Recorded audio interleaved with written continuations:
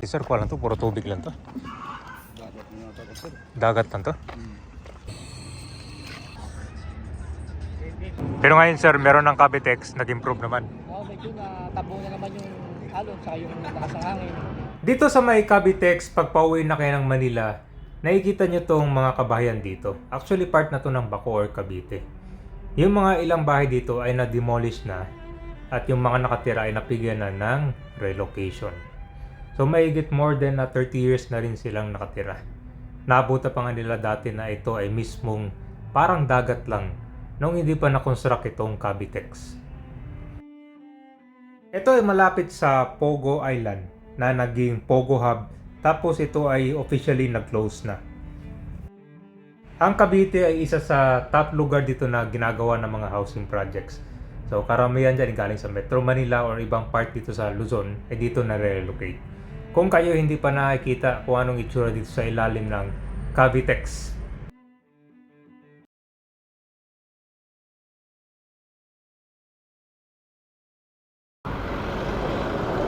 ito, ating Island Cove na nag-stop ng operation tapos naging Pogo Hub. Ito na yung puno na siya ng mga gusali. Pero ito ay nag-stop na ng operation. Ano kayong gagawin dito sunod, no? Maraming kabayan, no? Marami din mga dito, mga nagtatrabaho dyan, no? Ito ba, may kita mo dito, oh. Kaya may nakalagay dyan, oh.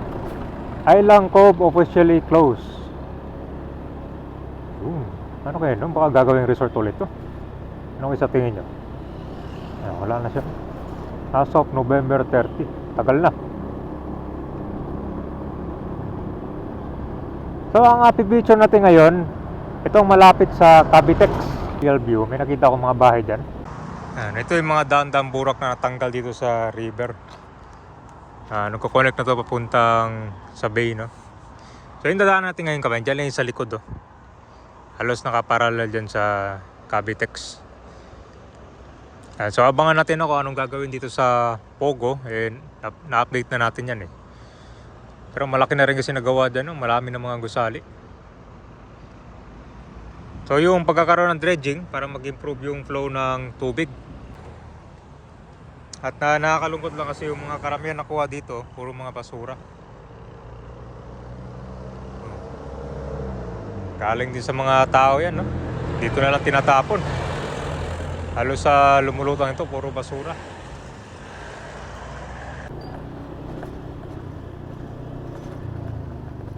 Ano saan ba to? BGC Bayanan. Ano ba ito? Sinbanali.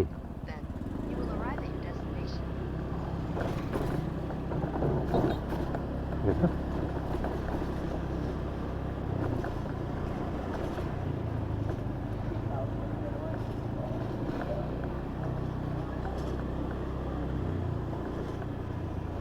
Barangay Sinbanali. Multi-purpose building. Dagat na yata ko, sir. Dagat lang to? Ay, tagpipiran. Kasi pansin ko sir, parang may mga bahay dyan sa gitna, no? Halo, saka... Pero ito sir, ito yung Sinbanali. Anong barangay hon nila? Ito lang, ha? So may ginagawa silang retrap ngayon. Grabe yung mga basura to kabayan, gabundok ko.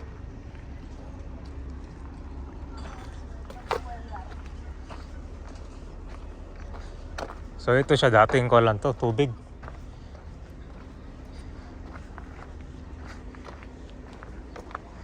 So yung madalas ka ba yung nag-update ng Cavitex? Yung pauwi na, di ba, galing Cavite, Manila. Ito lang yung napapansin ko dito, hindi ko pa siya napuntahan talaga. Pero alam ko maraming bahay dito. Yun na natin.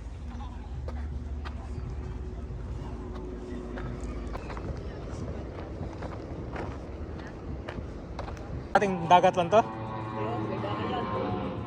Ano to sir? Kalsada o retrap? Kalsada po yan. Kalsada. Yung retrap sir ito? Ano nangyari dyan sa mga bahay sir? Ba't parang sira na? Ba't po sila may sarili sila pabahay? Na-relocate na? Na-relocate sila. Sa Naik. Dito, sa ano to? Sa Bulilo. Pero anong ginawa dyan sir? Dinimolish o nasira talaga? Ano talaga, sinira talaga ng may-ari. Dinimolish na to? Okay, na-demolish na pala to. Ito daw yung concert, kasunod. Sila kasunod na lilipat, tatanggalin sa punta ng Molino. Nakatripping na kayo doon sir sa bagong location nyo. Galing na kami dyan. Ilang taon na rin nakatira yung mga tao dito? Yung forme, ako katulad namin, iba ko marami na. Mga 50, 50 years na. Sir, nung mga bagyo sir, hanggang saan naman yung tubig dito pag binabaha? Nung araw, ang bagyo, nung wala pa yung Capitex na yan. Wala pa sir. So, diretso dagat pa yun, di ba? Daraming dagat. May yung pier eh. Tapos? Pag malaki ang alon, talagang pasok siya dito. Pagkahangin niya dito galing sa balas ko palagin sa balas. Pero ngayon sir, meron ng Capitex, nag-improve naman. Medyo natabo na naman yung alon saka yung lakas ng hangin. Okay na siya. Wala problema. Pero binabaha pa rin dito. Binaba pa rin. Ah. Talagang kahit sabi mo na malaki yung improve ng Capitex. Oo. Sa siya lang naman yung humarang ng alon at hangin. Capitex. Pero sa tubig dagat, talaga nag-high-tech pa rin. Kalsadang to, diba? Ayun dyan, dito. Dito meron din. Kaway kayo dyan! Yan. Pero, ito lugar na to, wala to. Wala to. Bakante to. So tubig lang to dati? Tubig lang. Pero yung doon banda, may bahay yun doon. Diyan, dati may kubo yung dyan. Meron na kayong units? At meron na lang. 9, 10, 11. Tatlong araw sunod-sunod. 9, 10, 11. So sino magdi-demolish ito sir? Kasi yung usapan dito, yung mapakinabangan namin, tukoy namin. Katulad ng mga yero no? Yero. Yan, Oo. pwede mo ibenta sa junk shop. Hindi mo na kailangan na yan dun eh. Sa tenement eh. So yung paglipat nyo doon sir, anong kasama? May kuha na? Parang mayroong ayuda konti. May ayuda na. So yung mga gamit doon sir, kayo na bahala doon? Diba, ang gamit mo na kailangan may bili na bago. Siyempre kung may pera ka rin naman, bili ka na lang bago. 10 minutes simula dito? Siguro mga 20 minutes. Yan, 20 to 25. Parang natin na mga 30 minutes na. Bali ka na yun. Back and forth. Tira dyan, sila na nag-demolish. Sila na iba, demolish. Para makakuha na rin mga pakinabangan. So ngayon sir, yung na-demolish sa bahay, anong gagawin dyan? At may gawa yan, nakatayo pa. Oo. Ngayon ang usapan dyan, tatanggalin natin yan. Tatanggalin ng bako. Oo. Ngayon, hahakot ng sentro sa munisipyo. Sila mag-ahakot ng dapat na kote. Hello Nay! Hello po. Tandaan ka lang. Ilang taon na kayo dito Nay? Ang tagal na po. Hanggang sa hindi pa po tinatamaan, dagat pa po lahat yan. Dagat to dati? So gawa sa kuwan sir no? Gawa sa kawayan yung pinakapaa? Coco lumber. Coco lumber. Kawayan, di ba ako?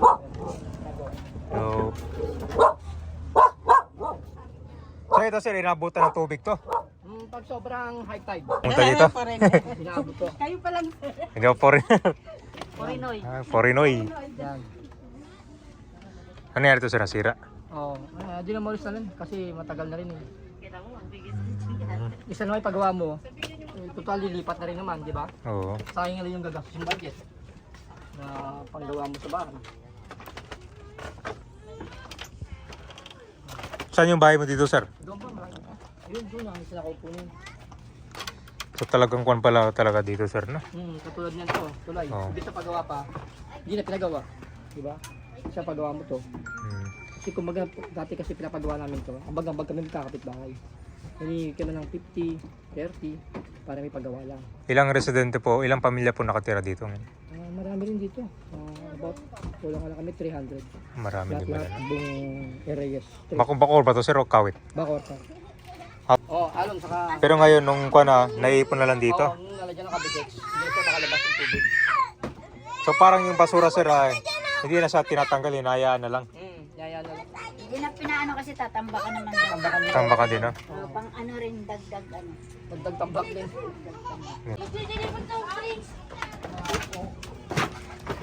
So yung pinakadaanan niya kabayan, tinahasan talaga siya kasi pag wala naman sir, pag may ulan di ba? Pag may ulan, tapos sabayan ng high tide, tagang tubig, umaabot dito. So meron talagang hagdan dito bawat kan. Dandahan.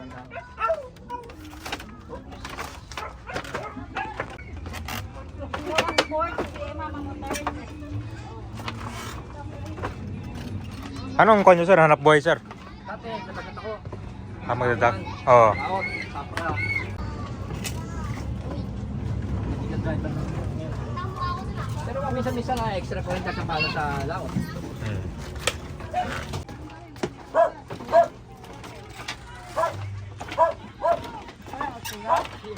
Mahirap pala pag lasing. Talagang Baka shoot talaga. shoot ka dito Marami sa kang kana. bangas pagdatrag sa bahay. Hindi, magiging isda.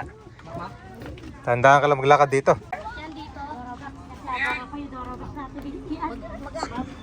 Ah, sige, dito. Okay. Pero mo, papunta kayo. Baka naman yung... Tandaan ko.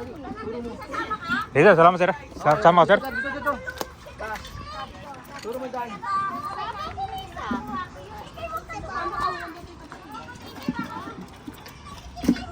Lubog. Lubog. Kuya, dama na kuya. Sige. Sir, daan dito.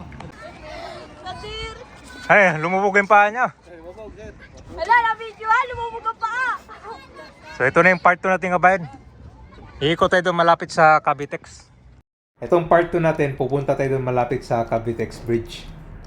So ito yung next spots daw na ma-demolish. Ito naman yung una. Grabe, kinakita mo diba? So after ma-relocate sila, saka nila sisirain itong mga bahay dito. Tapos yung tubig na napansin mo, kulay itim na talaga siya. Oh. Dito rin, makikita natin yung itong mga balsa. Yan yung mga tinatawag nilang floating house. Nauso dito yung paggagawa ng mga floating house. Temporary na tirahan nila. Nakabukod talaga sila dito sa land. Nandyan sila sa kalagitnaan ng tubig.